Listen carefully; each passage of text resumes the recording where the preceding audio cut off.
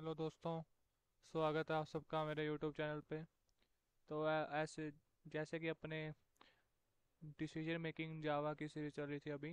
अपनों ने conditional complete कर लिया है, कल स्विच ऑफ स्टेटमेंट भी कंप्लीट हो गई है, अपने अनकंडीशनल और लूपिंग स्टेटमेंट्स रह गई हैं।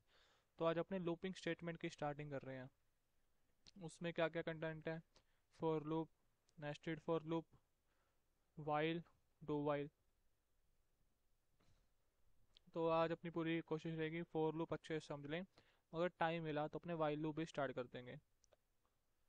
तो फॉर लूप किस लिए यूज होता है कि एक एक कोड को बारी बारी जितने भी नंबर ऑफ टाइम्स अपने चाहते हैं एग्जीक्यूट करना। वो लूप, ये लूप क्या होता है? एक ही चीज को कंटिन्यूस बारी बारी करना, एक ही चीज को अगेन एंड अगेन उस टास्क को करना, लूप उसी की जो डेफिनेशन है। अब फोर लूप में, जावा में वो फोर लूप की जरूरत है कि हर एक एक ही टास्क को बारी बारी रिपीट करना है, तो अपने को अलग अलग बारी कोड नहीं लिखना पड़ेगा। उसको अपने फोर लूप के अंदर लिख के जितनी बार अपने को वो टास्क करना है, अपने को कंडीशन दिखा समझाऊंगा कैसे इनिशियलाइज करते हैं, टर्मिनेट करते हैं, कैसे इंक्रीमेंट डिक्रीमेंट करते हैं, वो टास्क अपने कर सकते हैं। तो ये था फोर लूप। ऐसे वाइल और डू लाइक सारे, डू वाइल का सबका, ये लूप का सबका यही काम होता है। तो जैसे कि अपना हमेशा रहता है, अपने पिछली क्लास की रिवीजन करते हैं। तो इस बार अपने पिछली क्लास में अच्छे से पढ़ा स्विच केस। तो स्विच केस के रिवीजन के लिए सबसे बेस्ट होता है कि उसका कोई प्रोग्राम लिखें और प्रोग्राम को समझें। तो प्रोग्राम लिखने में तो अपना बहुत सारा टाइम चला जाता है, फोर लूप अच्छे से अपने समझ नहीं पाते।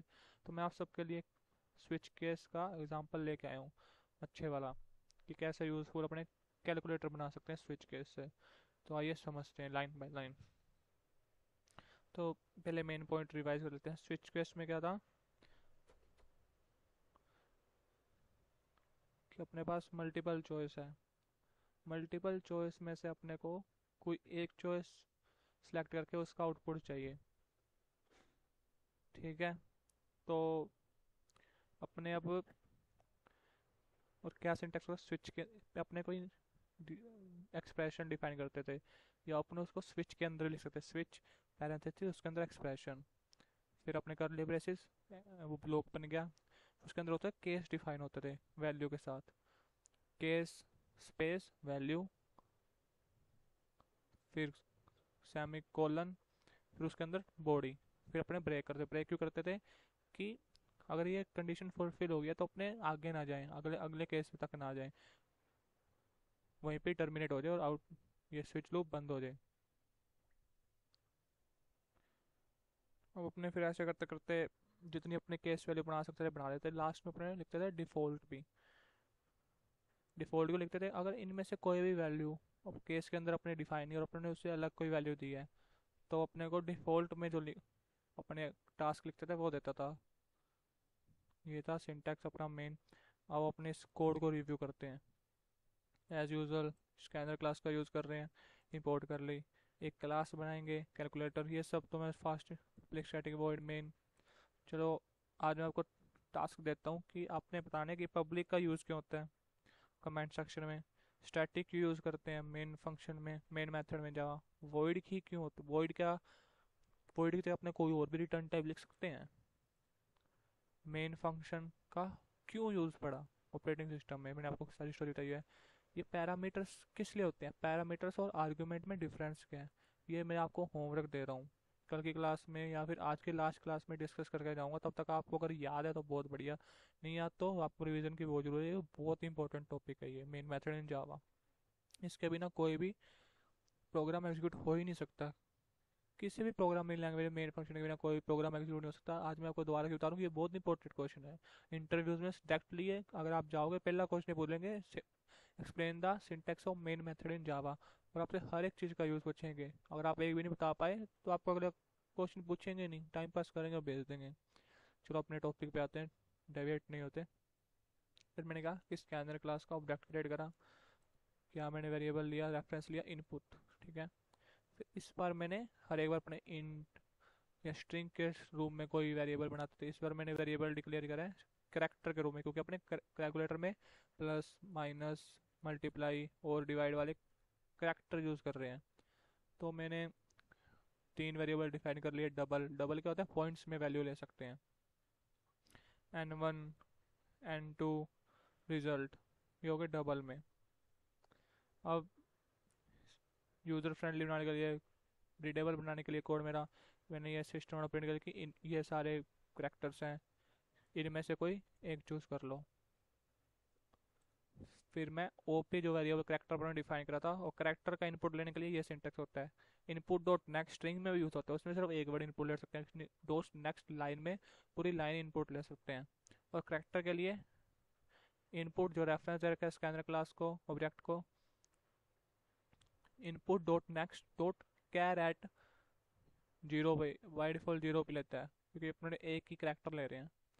ठीक है, तो ये हो गया करेक्टर का इनपुट लेने का सिंटेक्स। फिर मैंने एंटर द नंबर वन का ले रखा है, एंटर वन के लिए इनपुट ले रखा है, डबल डबल ले रहे हैं क्योंकि डबल डिफाइन करा था, तो स्कैनर क्लास का इनबिल्ट मेथड यूज करें डबल वाला। फिर नेक्स्ट नंबर का इनपुट लिया है, फिर एन टू का इनपुट लिया है। अब अपने जाते हैं स्विच केस के कोड में। स्विच केस में क्या एक्सप्रेशन डाल रहा हूँ मैं, ओपी। ओपी में अपने क्या था, करेक्टर थे, कौन से करेक्टर रख लेंगे, कोई भी रख सकते हैं, पर यही अपने इनके ऊपर ही अपने कैलकुलेशन कर रहे हैं, प्लस माइनस मल्टीप्लाई और डिविडेंट वाले पे। तो पहले केस में मैंने क्या करा, स्विच लिखा, करली ब्रैकेट्स को क्लोज करा, करली ब्रैकेट क्लोज हो गई, उसके अंदर एक्सप्रेशन लिखा, फिर केस स्पेस, क्योंकि करेक्टर है तो अपने को ऊपर इन्वर्टेड कोमा लिखना पड़ेगा, ये लिखने पड़ेंगे, उसके अंदर अपने को ये करेक्टर लिख सकते हैं, करेक्टर और स्ट्रिंग हमेशा इन्वर्टेड कोमास में आती है। फिर क्या है, अगर ये एक्सप्रेशन में है, केस है, तो रिजल्ट के अंदर मैंने n1 प्लस n2 स्टोर कराया, और ये statement n1 plus n2 equal to result, ये मैंने यूज़र फ्रेंडली, यूज़र रीडेबिलिटी को बढ़ाने के लिए लिखी हुई है, फिर मैंने ब्रेक कर दिया। इसी प्रकार माइनस के केस में n1 माइनस n2, मल्टीप्लाई के केस में n1 इंटू n2, डिवाइड के केस में n1 डिवाइड बाई n2। ये सारे मैंने केस डिफाइन कर लिए कैलकुलेशन के अपने केसेस में अंदर। अब जो भी ओपी में अपने करेक्टर पुट करेंगे उसके अकॉर्डिंग अपने को ये एक्सप्रेशन, उसके अकॉर्डिंग अपने को टास्क एग्जीक्यूट होगा। अब डिफॉल्ट में अगर इनमें से कोई भी नहीं है तो इनवैलिड ऑपरेटर अपने को लिखा आ जाएगा। तो आ जी चलिए एक एक करके सारे केस एग्जीक्यूट करके देखते हैं। पहले ऊपर आ गया, इनमें ये करेक्टर्स आ गए, चूज एन करेक्टर मैंने चूज करा, प्लस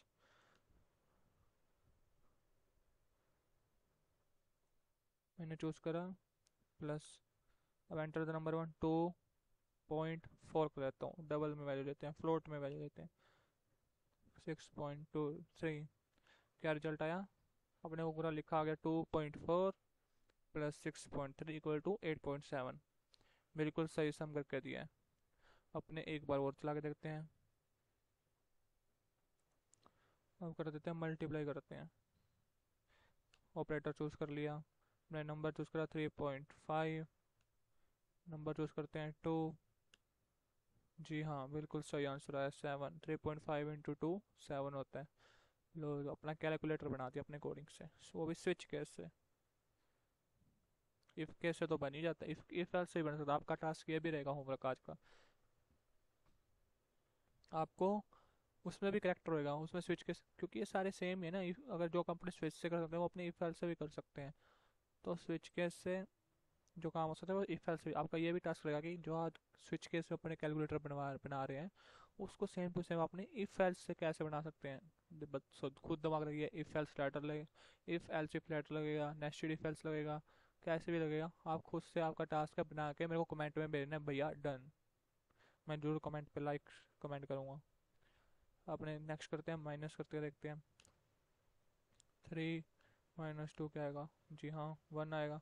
देखो मैंने इसमें इंटीजर वैल्यू पुट करी तो इसने अपने आप पॉइंट्स में ले ली, क्योंकि डबल वैल्यू में तो 500 ही डबल में ही आएगा। एक लास्ट रहेगा वो भी ट्राई कर ही लेते हैं, डिवाइजर वाला, 8 डिवाइडेड बाई 3, 2.6665। देखो डबल में क्या होता है, पॉइंट्स की वैल्यू ज़्यादा लंबी तक आती है, फ्लोट अगर लेता है तो ये 2.66 या 2.6 इतने तक ही आती है, डबल में पूरी वैल्यू लंबी तक जा रही है। तो ये अपना हो गया स्विच केस की रिवीजन, और कैलकुलेटर बेस अपने प्रोग्राम भी बना लिया, और ये आप खुद एक बार घर पे जरूर ट्राई करना। तो चलो आज के टॉपिक पे चलते हैं। आज का अपना टॉपिक क्या है, अपने करना है फोर लूप्स इन जावा। तो पहले फोर लूप अच्छे से करते हैं। टाइम मिला तो वाइल लूप जरूर करेंगे।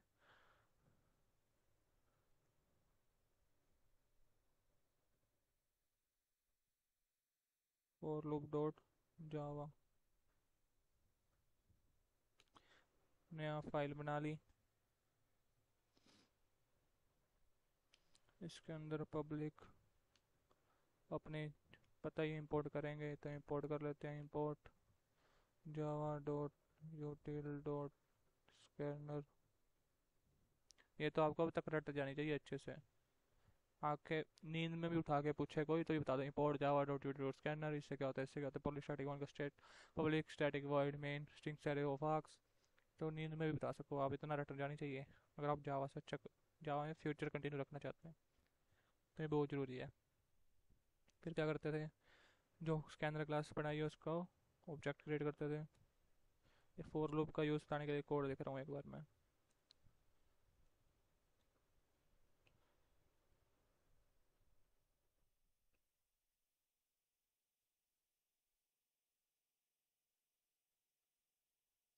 अब फोर लूप का काम मैंने आपको पहले स्टार्टिंग में समझा दिया था। फोर लूप और वाइल लूप में डिफरेंस पहले ही देख लो। कि फोर लूप में अपने को, चलो कराता हूँ फिर आपको समझाऊंगा कि इटरेट कितनी बार करना है। फोर लूप में अपने को पहले से डिफाइन होता है, अपने कर लेते हैं। अगर अपने को इटरेश कंडीशन कम दे रखी है और अपने को एग्जीक्यूट करना है कोई लूप बारी बारी, तो अपने उस तब वाइल लूप का यूज़ करते हैं। फोर लूप में अपने को सारी कंडीशन फुलफिल दी होती हैं, तब अपने ज़्यादा प्रायोरिटी फोर लूप को देते हैं यूज़ करने की। फोर लूप का सिंटैक्स कैसे होता है वो देख लेते हैं पहले। वैसे इसमें बिना इनपुट के भी काम हो जाता, वो तो चलो प्रैक्टिस होगी। फोर लूप क्या होता है, फोर लिखते हैं और पैरेंथेसिस क्लोज करते हैं, ये स्टार्ट हो जाता है। अब होता है इसके अंदर होते हैं तीन चीज़ें होती हैं, फोर लूप चार चीज़ें होती हैं। अगर कोई पूछे नंबर वाइज तो नंबर पहले पे आता है इनिशियलाइजेशन। इंट आई, कहीं से भी जहाँ से इनिशियलाइज करना है, मैं जीरो से इनिशियलाइज कर रहा हूँ। Int i equal to zero, मतलब इनिशियलाइज कर दिया आपने फोर लूप को, जीरो से स्टार्ट होएगा। फिर आता है सेमी कोलन, ये यूज़ करते हैं। फिर आता है टर्मिनेट कंडीशन, मैं एन अपने इनपुट ले लेंगे बाद में। फिर आता है इंक्रीमेंट इंक्रीमेंट, इंक्रीमेंट कर रहा हूँ। फिर आती है बॉडी।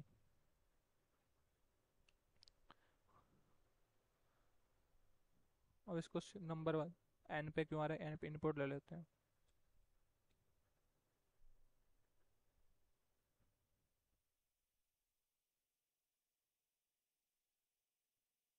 और वर्टिकल रेड साइन।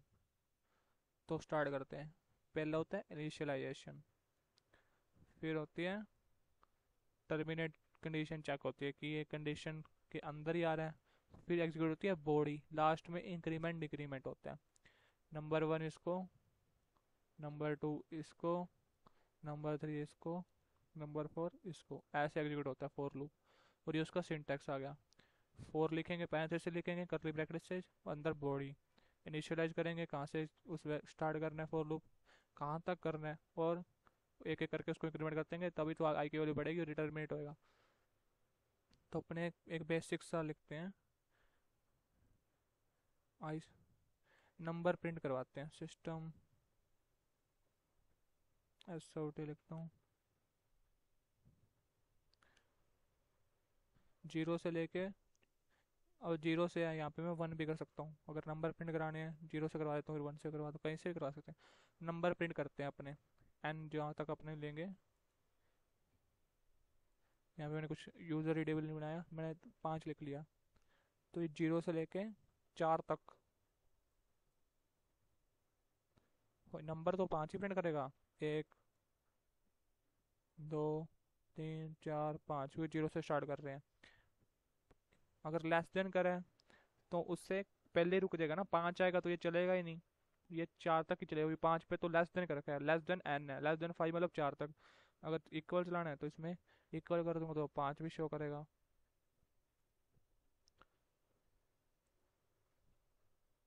पाँच। अगर वन से चलाना है तो स्टार्टिंग कर दूंगा, अगर मैंने थ्री से स्टार्टिंग कर दी और मैं पाँच तक ही चला रहा हूँ, एन की वैल्यू पाँच ही दी है, तो क्या आएगा, थ्री, फोर, फाइव, यहाँ से लिस्ट 3 से इनिशियलाइज करा तो 3 तक चला, कहाँ तक चलाना है 5 तक, उसके बराबर चलाना है, कम चलाना है तो ऐसा कर लेंगे। प्लस प्लस करते जाएंगे तो आई की वैल्यू बढ़ती जाएगी धीरे धीरे, जहाँ 5 आएगा वहाँ रुक जाएगी। ये था बेसिक अपना। इसमें क्या हो रहा है, अपन ने सिर्फ एक बार ही कोड लिखा है कि अपने को आई प्रिंट करना है, और अपने कितनी बार चला रहे हैं उसको जितनी बार अपने चाहें, एन की वैल्यू कितनी बड़ी भी दे सकते हैं, 1000 है तो 1000 बार चल पड़ेगा। 500 बार लिख देता हूँ, 500 तक प्रिंट कराना है।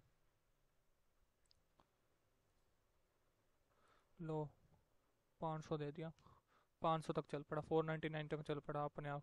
कितने सेकंड, मिली सेकंड्स में 1 सेकंड मिलेगा इसको काम करते हुए, पूरा नंबर ही आ गया।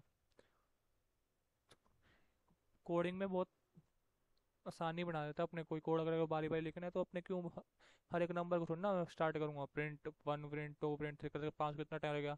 फोर लूप से चुटकियों में हो गया वो काम। तो ये यूज़ केस था फोर लूप का। आइए अपने एक प्रोग्राम लिखते हैं, इसी के अंदर ही लिख लेते हैं। क्या क्या प्रोग्राम लिखें। टेबल से अपने पढ़े होंगे, किसी का भी टेबल लिखते हैं। जैसे अपनों ने एन लेयर ले ही रखा है, तो टेबल कहाँ से स्टार्ट होएगा, 1 से स्टार्ट होगा, 0 पे तो 0 ही होता है। और कहाँ तक चलता है, 10 तक चलता है ना।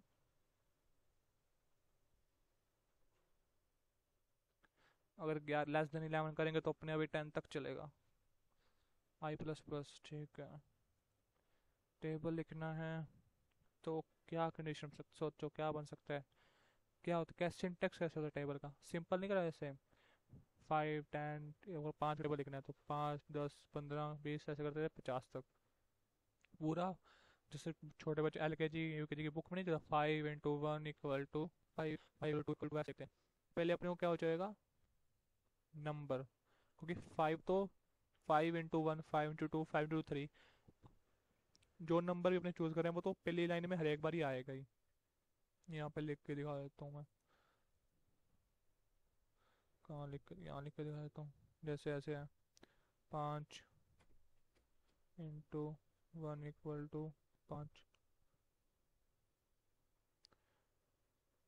5 वैसे तो क्रॉस ले लेंगे अपने, क्रॉस लेना तो ऐसे ले लेंगे, 5 ×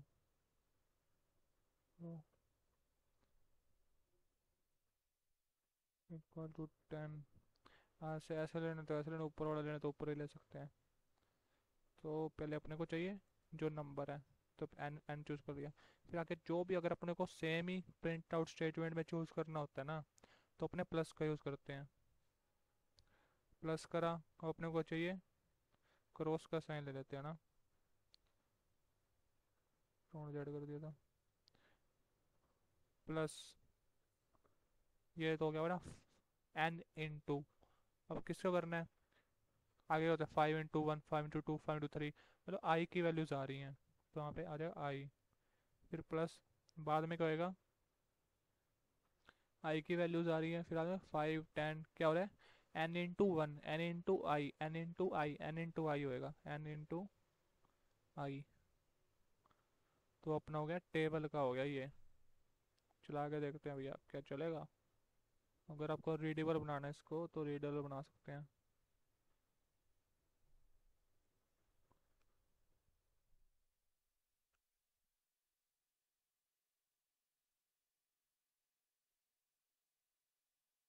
राइट अ टेबल,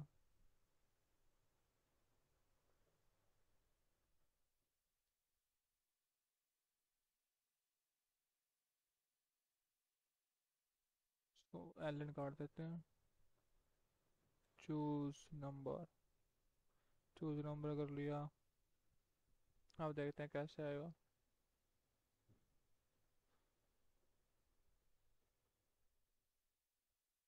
राइट अ टेबल, चूज नंबर के बाद इक्वल भी लगा देते हैं, बढ़िया लगेगा। ये अपना रीडेबल ज़्यादा हो गया, अच्छा भी लग रहा है दिखने में। कि अपने को ये गलती करी है, हाँ इस तरह से कॉमा हट गया। राइट अ टेबल, चूज नंबर, मैंने करा 5, आ गया अपना 5 × 3। ये थोड़ा अच्छा नहीं लग रहा, अब उन्होंने एक चीज़ और मिस कर दी, इक्वल टू साइन रह गया अपना, इक्वल टू प्लस, थोड़ा स्पेस भी ले लेते हैं।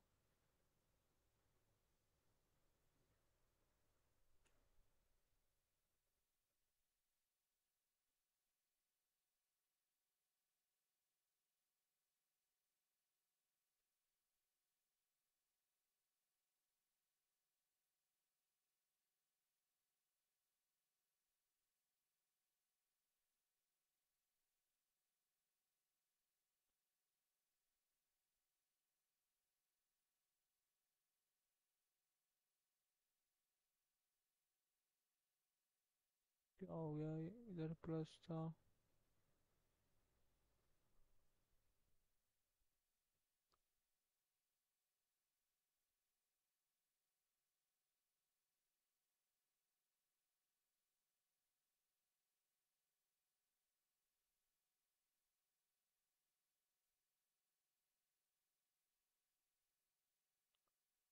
प्लस देखते हैं कैसे ले रहे हैं। अच्छा, प्लस इसके बीच में चला गया।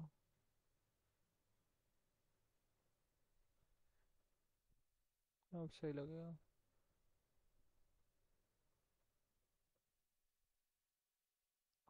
अब देखते हैं। चूज अ नंबर, मैंने 5 चूज करा। आ गया जी।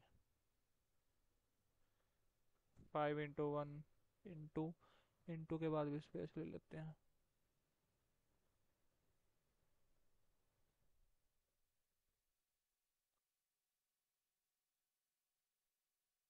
4 का टेबल लिखना, 4 का टेबल आ गया। टेबल चेक कर लेते हैं कि सही है ना बिल्कुल। स्पेस लेना हो तो प्लस इन्वर्टेड कॉमर्स के बीच में एक स्पेस छोड़ देंगे। कुछ भी अपने को एक ही प्रिंट आउट स्टेटमेंट में ज्वाइन करना हो तो प्लस के साइन के साथ ज्वाइन करते हैं। जैसे एन के साथ मैंने स्ट्रिंग ज्वाइन कर दिया इन्वर्टेड कॉमर्स का, एक्स ज्वाइन कर दिया। जो चीज़ अपने को फिक्स ज्वाइन करनी है, स्ट्रिंग जो भी है, जो अपने वेरिएबल ज्वाइन करने हैं उसके ऊपर कॉमर्स लिखते हैं, उस पर सीधा वो वेरिएबल लिख देते हैं। जैसे आई है, अपने यहाँ पे इंट आई स्टोर कर रखा है ना वेरिएबल, आई कर दिया, आई इंटू एन इंटू आई कर दिया, सिंपल एन। कुछ अलग से ऐड कर रहे हैं तो अपने इन्वर्टेड कॉमर्स का यूज़ कर रहे हैं प्लस के साथ। अब कोई और टेबल लिखते हैं, जैसे 12 का टेबल लिखते हैं। क्या सही आएगा? बिल्कुल सही आ रहा है, क्या बात है।